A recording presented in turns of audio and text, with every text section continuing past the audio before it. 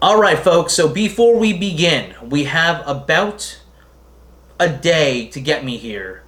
Do you think you guys can get me to 3,000 subs before 2018 ends? Because that would be the most phenomenal achievement that I could have. I believe I need about 70 new subs to be able to do that.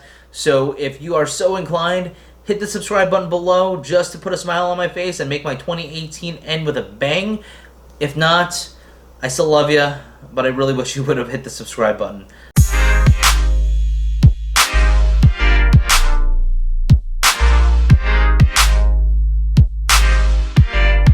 And here it is, guys. Most obvious video you can make right before the end of the year. It's going to be the top 10 2018 shoes, according to me. Alright, so let's set some ground rules just because I've watched a bunch of other top 2018 videos, and there's a lot of flaming comments on almost practically every single one of them, and I hope I get some as well. But to set some ground rules, I did not include any retros as part of this. Specifically, these are retros that have already existed, so both the silhouette and the colorway.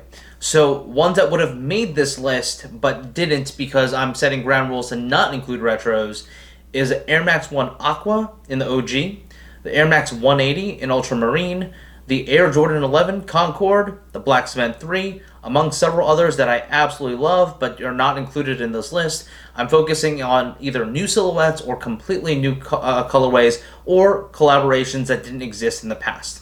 So without further ado, let's do notable mentions first, or honorable mentions. The first one is going to be the Adidas Young 1. Really cool shoe. I really like the colorways. It is the exact kind of hybrid between kind of a 90s runners vibe as well as a dad shoe. Just as a note as we move forward, if I've done a review on this shoe, you're going to see that in the link above. And hopefully you'll watch those as well to get a more in-depth look at this shoe. Next up is the Vapor Street. I personally love the silhouette. It has zero hype beastiness to it, almost no hype, but from a comfort level perspective and coolness perspective, I absolutely love this shoe. I just liked a lot of other ones more.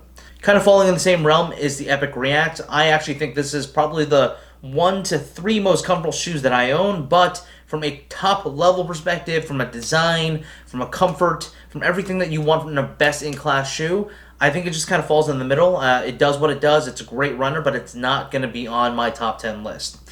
Next is the LeBron Icon with the collaboration with John Elliott. This shoe is phenomenally awesome. I don't own a pair. I have tried and almost pulled the trigger on resale several times. It doesn't go resale very high, so I can probably pick it up any time, but the problem is I just don't like paying resale. I think it's one of the most fashion-forward Nike releases of this year, even more so than the Fear of God ones, which is next on the list. The Fear of God label doesn't mean anything to me. It's not something I typically wear. However, I do really love the way this shoe looks, and I'm really looking forward to what other things are going to be created by the Fear of God as well as Nike collaboration. The reason this is a notable mention is that it's really rare for Nike to give full creative license on a completely brand new silhouette that has not existed in the past. And so the idea of the Fear of God 1 is actually pretty groundbreaking. The last time Nike did this, I believe, was probably Kanye. Yeah, even Virgil Abloh had to reconstruct the shoes. If you actually know of another collaboration where they built a shoe from the ground up, let me know in the comments, but I can't really think of any other ones besides the Air Yeezy line as of right now. Also making this notable mention list is Alexander Run Clean. It is a really cool shoe with Boost Minimalist, extremely easy to wear, comfortable. It belongs somewhere on some list somewhere. But let's get into the top 10 right now. The first shoe on my list at number 10 is the Air Jordan 3 Tinker. To me, this silhouette is exactly what I love about sneakers in general, taking something out of a sketchbook and creating it directly into a shoe so that consumers can purchase. As we know, the Tinker version has a Nike stripe that most people absolutely hate, but for me, it's such a clean colorway. I think the Nike swoosh adds a lot to the shoe, and that is my number 10 because the Air Jordan 3 is an iconic silhouette, and once again, this is not a retro that has been released in the past. Looking at number 9, this is going to be the Vans collaboration with NASA for the Skate High.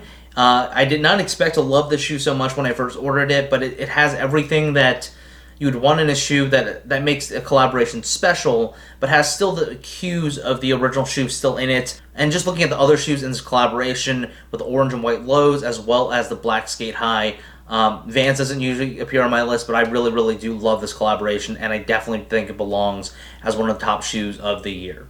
At number 8, this is the only Yeezy to make it onto the list. It is the Mauve 700. The Mauve 700 I actually did a review on. I never posted it just because there's so many reviews of it already out there. But it is one of the most comfortable, if not the most comfortable Yeezy available on the market. It's probably the only Yeezy I still like. I'm really excited for the colorways that will be coming out in 2019, but definitely get a pair of the Mauves or the Wave Runners if you don't already have a pair. They look amazing on foot. Yes, they look chunky, but they're the good red to chunky. Number 7 on this list is the Kith X NonNative Fusion. So Kith released 6 versions of a shoe, 3 in collaboration with a company called NonNative and another in collaboration with a company called United Arrows and Sons. The NonNative portion is a tan-based color with blue accents all throughout. It was one of my favorite shoes of the year. You can definitely see a review up here in the links. And I just absolutely just love this collaboration. It's completely and utterly low-key. There's no Kith branding logos anywhere, which is also pretty amazing. It's a new silhouette with a very classic 997S upper with a completely brand new tooling for the midsole as well as the outsole. Really, really comfortable, lighter shoe than your typical 997S. Made in America, absolutely amazing. Number 6 on this list is the re-release of the acronym Presto. An amazing sneaker by so many means. A very, very different color scheme than the original kinds you had in the past, which were much more muted. I just absolutely love this shoe. The zippers are cool. The design is cool. Everything about it leads to comfort. There's nothing bad about this shoe. I really, really love it, and I really love the yellow version that I personally have. Number 5 on this list. This is going to be the biggest GR available on this list, but I really do feel like as a top 10 sneaker of the year list, the fact that I see this on feet in so many people, from everyone from teenagers to 20-year-olds to 30, 40, 50-year-olds, I think it's one of the shoes of the year.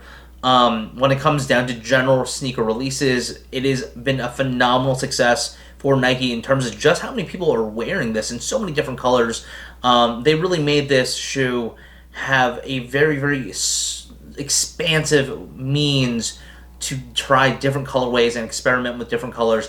I think it's a huge hit. I only like the mesh version. The Flyknit version is actually kind of a little weird, but number 5 on this list, if you don't have a pair of Air Max 270s, even if it's a GR, man, you should definitely get a pair. The next one on this list at number 4 is the Pegasus 35 Turbo. And this is not the same as the Pegasus 35. This Pegasus 35 Turbo is the first consumer shoe that uses ZoomX technology outside of the Flyknit 4%. So this is not a race day shoe. This is an everyday runner / everyday kind of walker type. It's phenomenally comfortable for all those Ultra Boost lovers out there. If you haven't tried one of these pairs on, I would definitely recommend it. With that said, I do think the Ultra Boost upper still edges it out quite a bit in terms of the upper, but in terms of underfoot feel, this definitely gets put up there. I also love the aesthetic. I actually probably get more comments on the Pegasus 35 Turbo GR than any other shoe that I actually own because of the stripe. I also have an amazing colorway that's done in kind of a midnight navy with a orangey racing stripe in the middle and has red accents in the back and the mesh. Phenomenal shoe. If you haven't tried on a pair, definitely put it on. I think this wins in both the number 1 comfort for the year as well as one of the top design shoes for the year. Alright guys, so this is the top 3. Unfortunately, at number 3, this is a pair that I do not own, but I have seen on others. I really wish I had a pair to show you guys, but I don't. And this is the Air Max 1 with collaboration with Para. This shoe is just so amazing looking. It's artistic, it's colorful, it's fun, it looks amazing on feet. And the white kind of background just really, really brings it all in and just adds a nice pop of color to it. I'm still debating whether or not I want to pay resale on these. Resale has shot up recently in the last couple of months.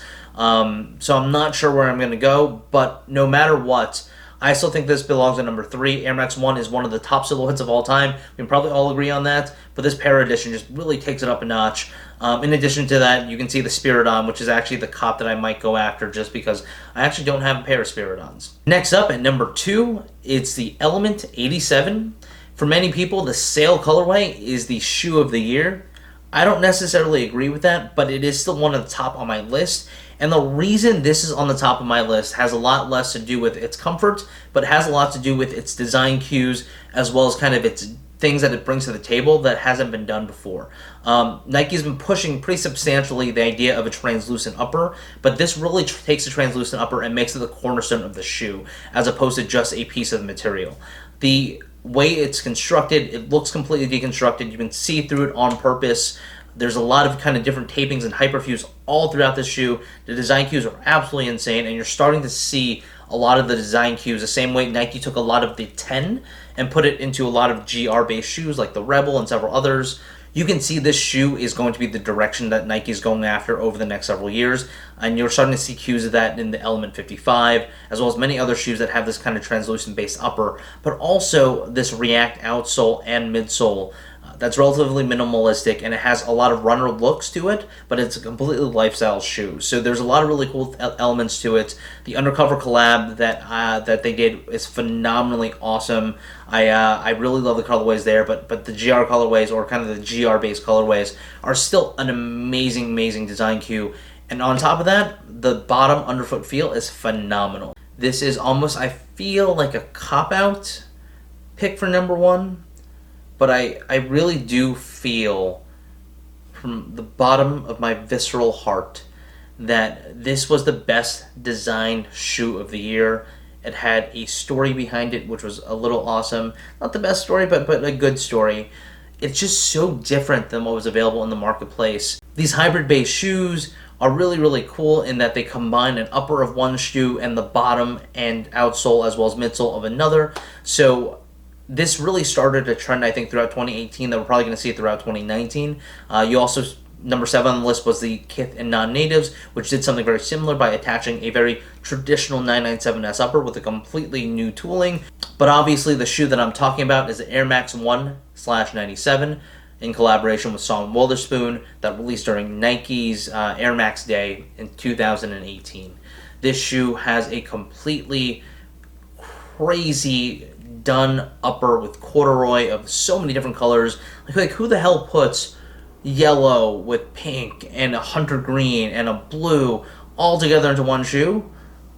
Just Sean Witherspoon. And the corduroy material really brings out something else to it that's a completely different element than what we've seen from Nike to date, and it really throws back to the retro elements. And obviously you have the Air Max 1 bottom, and that bottom is done in a really cool cream retro color. I really don't think you can go wrong with them. They are by far my favorite shoe of 2018. One of the few ones I actually paid resale for because I had to.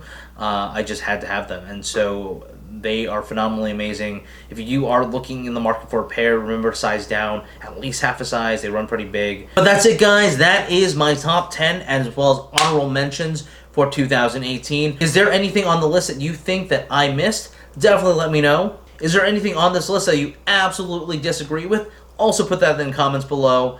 But I'm looking really forward to a 2019 with you guys as well as the rest of the world.